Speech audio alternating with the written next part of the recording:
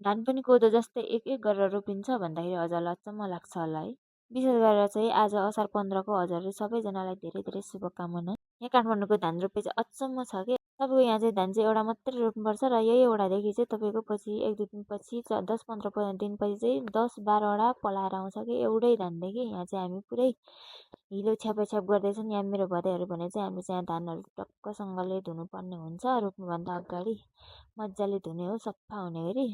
यहाँ चाहिँ हेर्नु न यहाँ हाम्रो मकै पनि खाने टाइम भएको छ र कस्तो खतरा तरिकाले फलेको कि योपालि चाहिँ मकैहरू पनि। यहाँ चाहिँ टमाटरहरू पनि मजाले पाकिरहेछ खाने टाइम भएको छ र मकै पनि एउटा बोटमा 2-3टा लागेको चाहिँ घगाहरू चाहिँ मजाले छ। यहाँको माटो नै एकदमै राम्रो लाग्छ क्या मलाई।